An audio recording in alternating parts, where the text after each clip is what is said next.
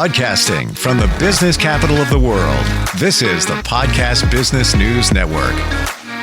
And welcome back. We were just talking, like we normally do before we get on the air, about what we're going to talk about. And he said two words, and right away I was like, let's do this. Let's do this. It's about an epidemic that is affecting all of us, as a matter of fact. And it's a fear epidemic. Yes, fear, F-E-A-R. Why an epidemic? Let's dig into that. He's an intuitive, a coach, hypnotherapist, acupuncturist. He's a healer. Runs a little deep, but in a good way, because we get great understanding from Distefano, who is back with us as our professional of the year. How you doing today? Fantastic. Thank you. How about you, Steve? Really good. And the word fear, I believe, is the baseline for everything that challenges us. It goes back to fear for most of everything. What are your thoughts there? Fear is the antithesis, the opposite of faith. And when we think about what we can accomplish, with faith we can move mountains. We've heard that. Mm-hmm. Believe in yourself and you make your dreams come true. Henry Ford, whether you believe you will succeed or fail, you are right. Yep. So a lot of how I view this world is it's like a game. There are certain rules. There are ways that we advance by levels. Mm-hmm. And a lot of us start in the first level. And frankly, a lot of people never make it out of there because they don't realize that they have to come into their own power.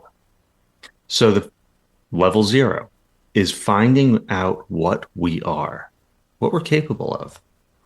And the challenge to that is fear. The left side of the brain, which is not exactly true, but mostly, is logic, analytical, rational, deductive, etc. It's the separation.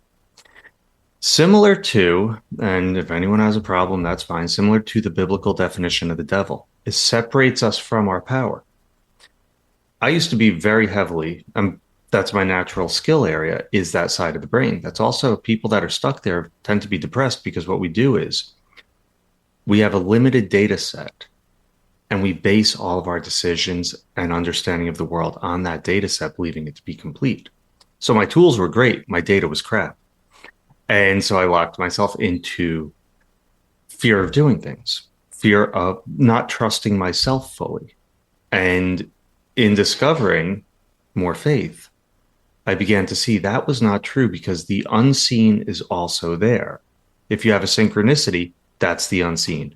If you have a deja vu, you just went through time in your dream. That's the unseen. But the rational side of the brain can't process that. So we run these fear scripts, and we saw fear kicked up to a max during COVID.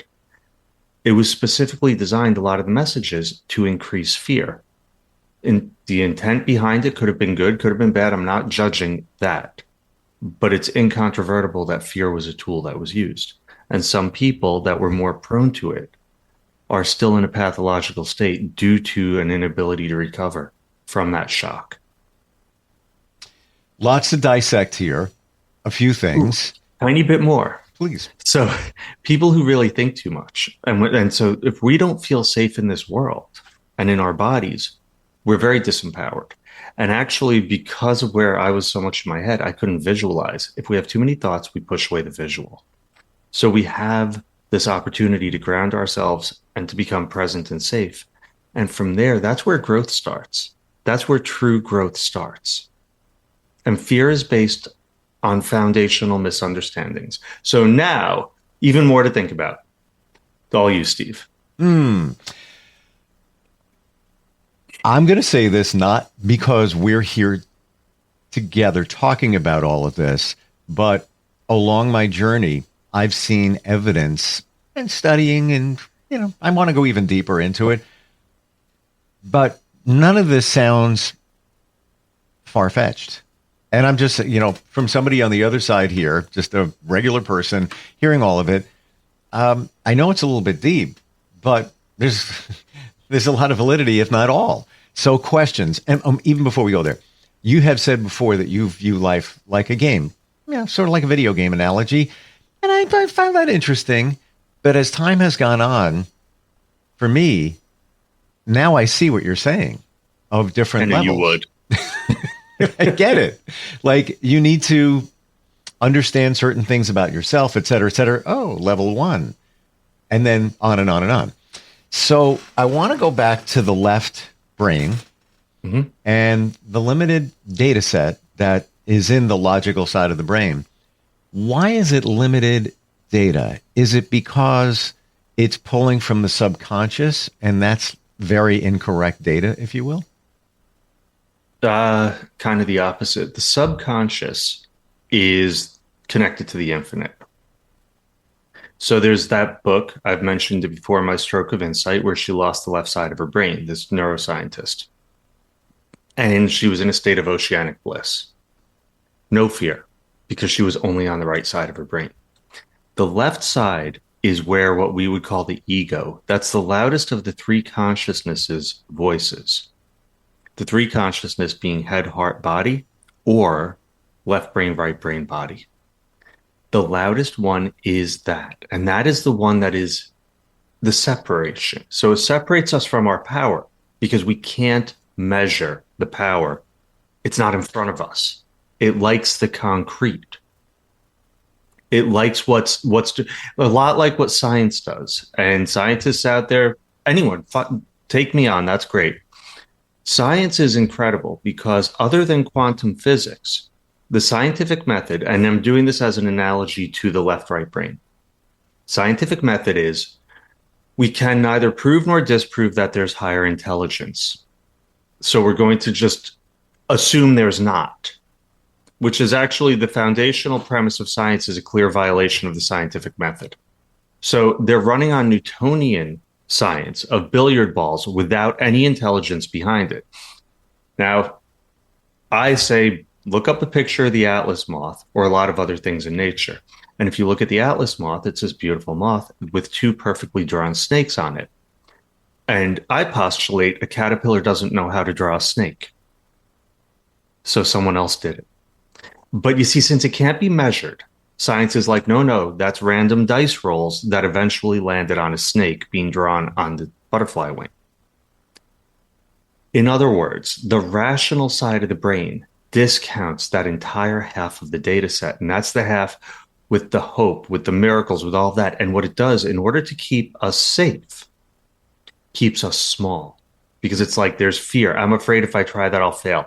I'm afraid I'll be stupid. I'm afraid. And so all of this fear kicks up, which leads to sometimes analysis paralysis, as we call it, where we just don't take action. You know, the best way to fail is to not try. Or the best is the conversations I'll have with certain people who say that they are realistic and I'm optimistic. Because they're not. They're pessimistic. They go after the worst case scenarios. I used to do this. So they don't get disappointed is what they say. The fact is, and this is where it's a little nebulous, but we are, because we are consciousness, we are part of the co-creation of this reality. But we have to trust ourselves first. In order to do that, either way, we're still creating, but we just create garbage if we're just making noise. As we clean up the fears, we begin to create more in alignment with our clarity, with what we want, with who we are. Would you say, or maybe this is confirming, the left logic side of the brain is like the gorilla in terms of its influence? It's like, it's not allowing us to really be our best because it's got control. It takes over. And it sounds like you said it takes over even the subconscious or hijacks it, if we say that. But isn't the subconscious have limited capacity because of... No, subconscious is unlimited. Subconscious runs everything. Yes. Subconscious 100%. runs the body. 100%. Yep. So you sit there putting yourself in fear. Your body, the weather for all of your trillion cells, the weather is crap. Because your mood, your beliefs are setting the system. And all of these cells have to function in garbage. Even more so, I describe that side as the devil. And not in a way that you would think that the conventional sense, but the devil is what separates us from our divine power. Which side is the devil? Left. Okay. Subconscious is divinity.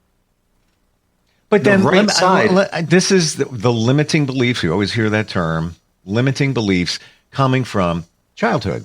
Let's say, I had a little situation or whatever, and that led you to believe that I'm not good enough. I can't succeed. That's in your subconscious. Seed was planted as a 4-year-old, and you're carrying that with you. Isn't that derailing your growth, your productivity? So the right side, or the divine side, or the creative side, or whatever we want to call it, is unlimited, all powerful. It can do anything. Its kryptonite is fear, doubt, and false belief. Okay, so can I say this, and maybe I'm going to understand it a little more? Yeah. It's coming from the right side. It's a fantastic place. Mm-hmm. It's getting filtered by the left side. It's getting destroyed by the left side. Okay, got it. See, I always thought, now, and granted, the logical side gets in the way. You can overthink things. Think about the future, what ifs, and all of that. I'm gonna guess that rides in the left side. Yeah. Okay. Catastrophizing is completely left side. Very clear now. Got that. But is the right side with those, call them limiting beliefs, well, just, for lack of a better description here, isn't that holding us back too? No. Not listening to it, not having the courage to trust it is what's holding us back. Because right side and heart, I sort of call the same thing. Now, what we'll do, typical person, anyone, I'm going to become an accountant because that's a safe path, but I want to be a musician. That's following my heart. But instead, I'm going to follow the safe path. I'm going to take my decisions out of fear based on a statistical probability of success and blah, blah, blah. As opposed to I'm being pulled to play guitar because that is my passion. I feel awesome when I do it. Everything in the world says, I love this. But it doesn't make sense. So it gets locked away. Now, over the course, if that's not someone's path, being an accountant, nothing wrong with it if it is, they will run into obstacles and become increasingly miserable until they supposedly so-called hit bottom and then shift. So the left brain being reductionist is going to put us into the path of decisions based on fear.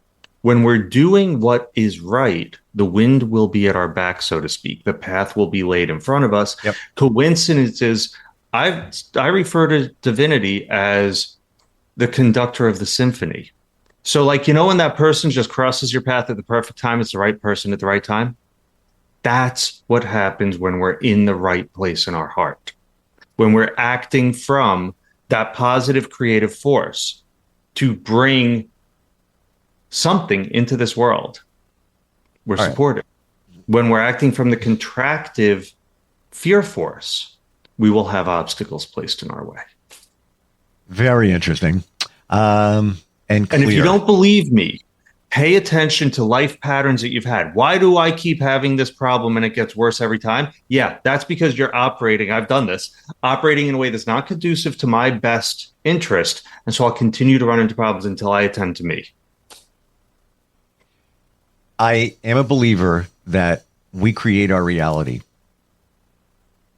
That's coming from the right side of the brain. Yeah. And that person that becomes an accountant just because it sounds like it's a good idea and it's an easy path to, earning an income, their true passion is to play guitar. They've been doing it since they were 8 years old. They love it. They love it. And they light up the room when they do it and they feel, yes. But what was that? Left side. I could be starving. I'm not going to make money. I'm not going to be famous. I'm not going to blah, blah, blah, blah, blah. And then it dies on the vine and they become an accountant. Nothing wrong with that, but that's not really what call it their purpose. Their passion is and was because they listen to logic. Does that sound in line with what we're talking about? That falls in line with the million opportunities I burned because it didn't make sense. Yes. Yeah.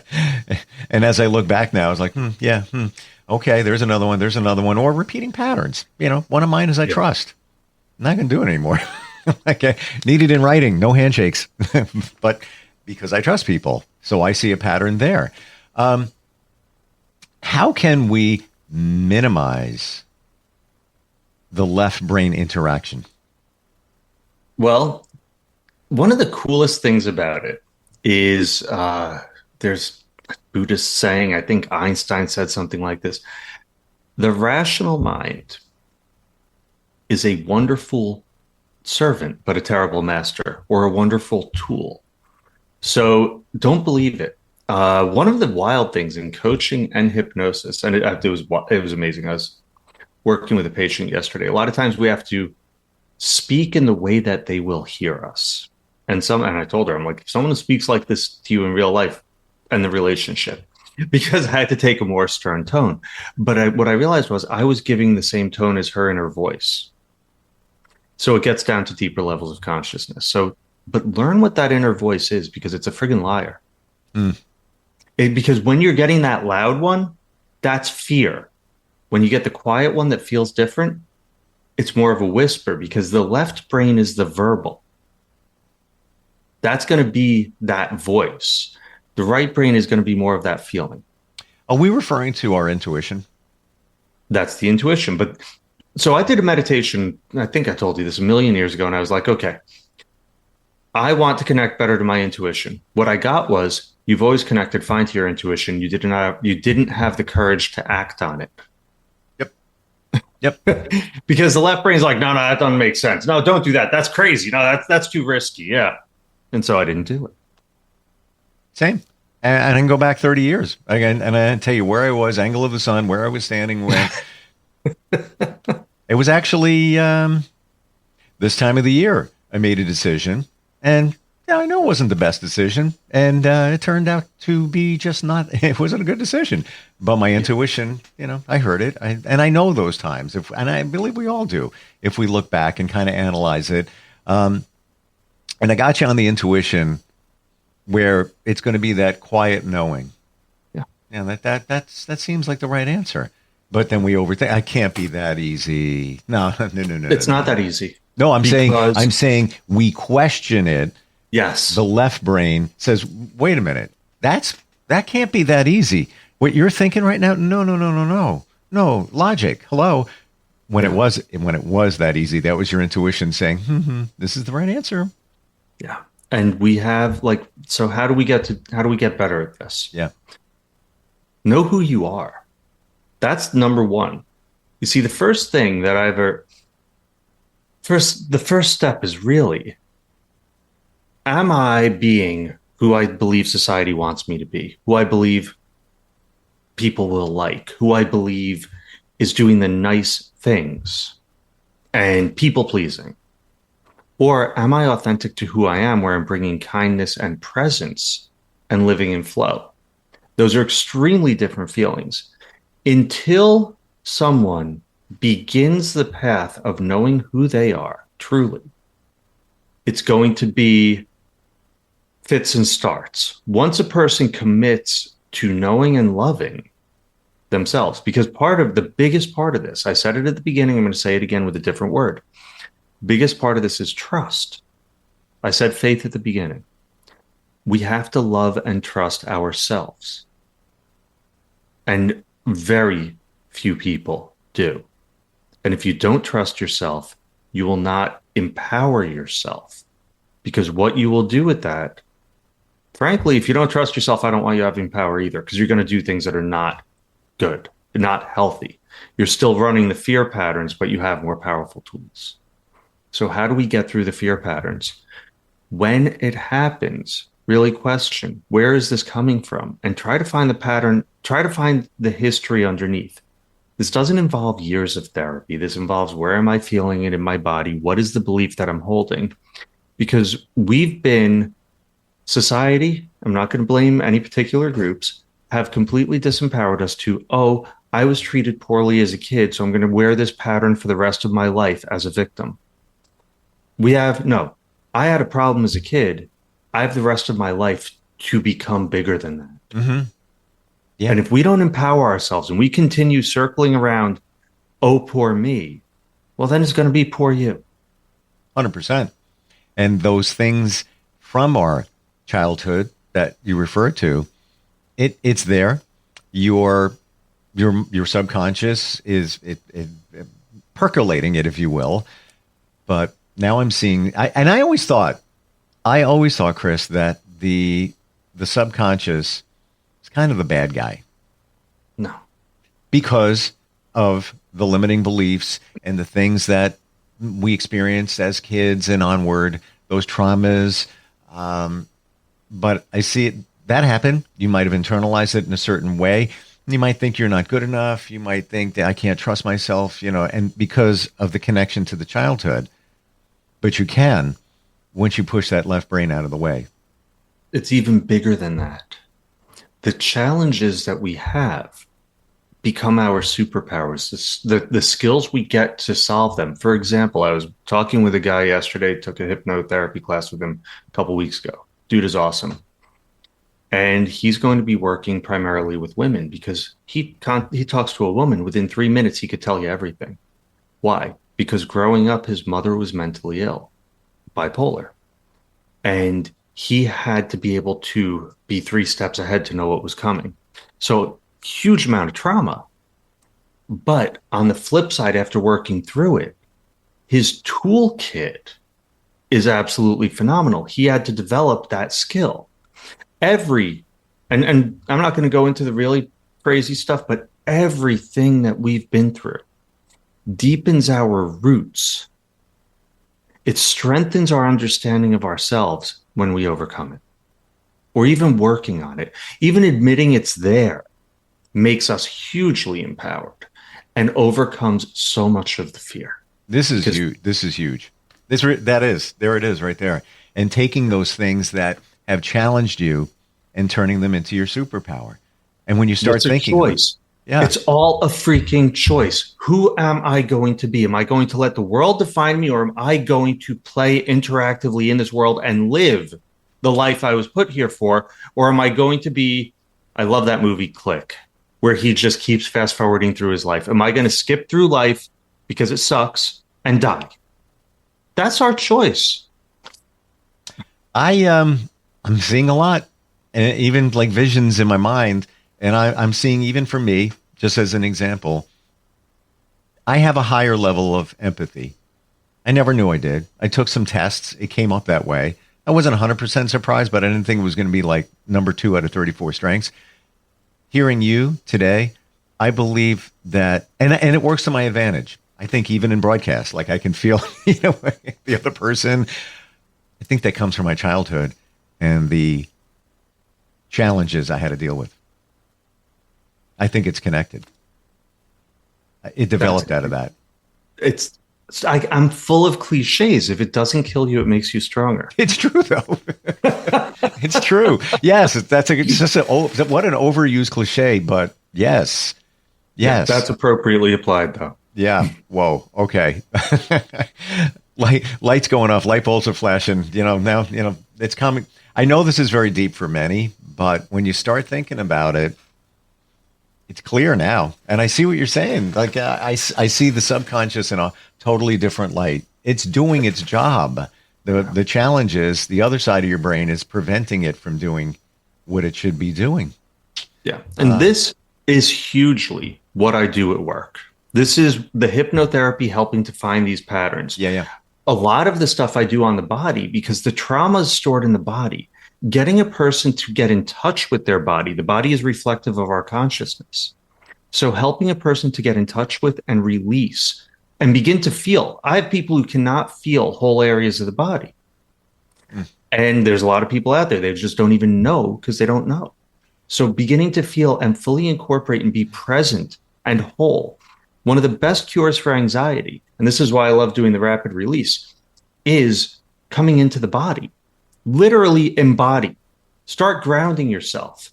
Start breathing. Diaphragmatically breathe. People smoke because their body's trying to say, take a breath. And they don't know how to listen, so they take up smoking to remind them to breathe. Paradoxical. nuts.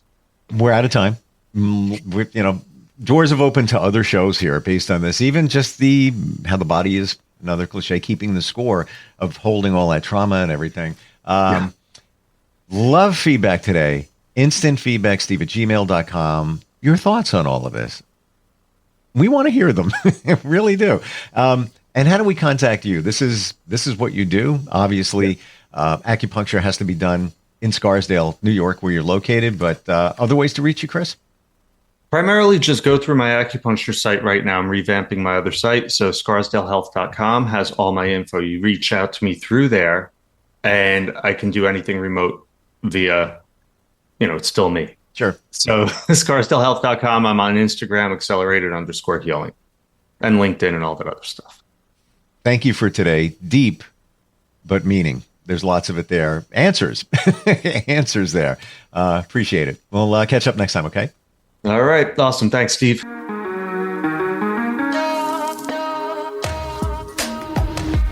Broadcasting from the business capital of the world, this is the Podcast Business News Network. Hi, this is Terry Crews, actor, former football player, game show host, father of 5, and all-around big dude. I'm also an expert on drama. I know all kinds of drama. There's the good kind that comes with having a house full of kids. There's the bad kind like season-ending injuries. There's the necessary kind like having an agent in Hollywood. And there's silly drama like the drama around my percolating pectorals. And then there's the drama you can skip. Skip the drama that comes with not having your high school diploma or equivalency. Find free adult education classes near you and finish your high school diploma. Visit finishyourdiploma.org. Or text diploma to 97779. Message and data rates may apply. Reply STOP to opt out. That's diploma to 97779. And leave the drama to actors like me. Brought to you by the Dollar General Literacy Foundation and the Ad Council.